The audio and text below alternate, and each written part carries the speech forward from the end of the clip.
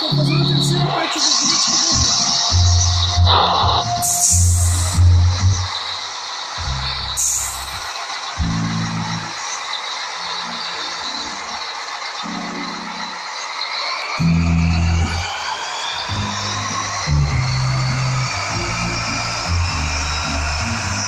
Gente, esse cara tudo bom dia foi agora.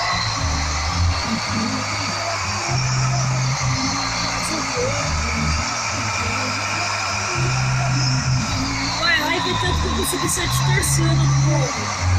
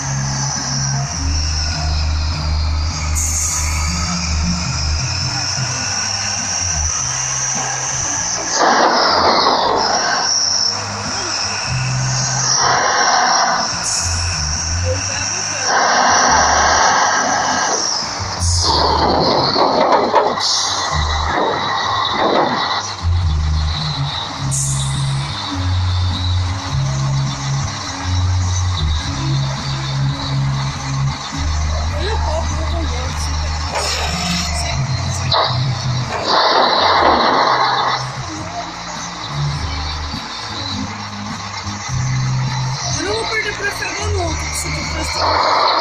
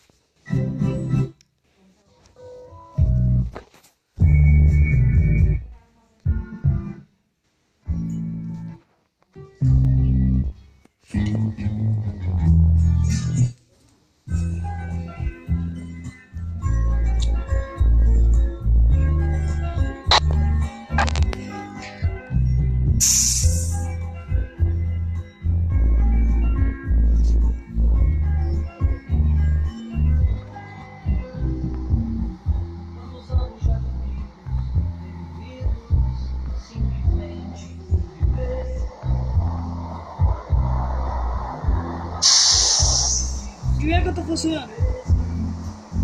Qual a cagada, foi? O que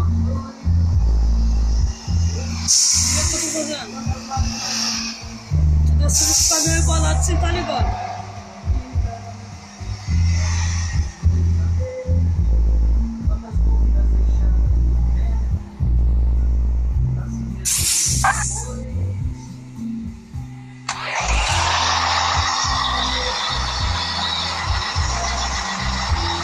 Ah não, gente, é muita iluminação demais. Vou tomar ele.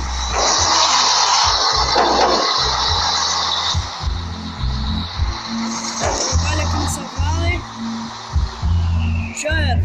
Então, gente, vai estar sendo 3 vídeos e essa viagem não vai acabar. É muita raiva demais comigo. Tchau pra vocês.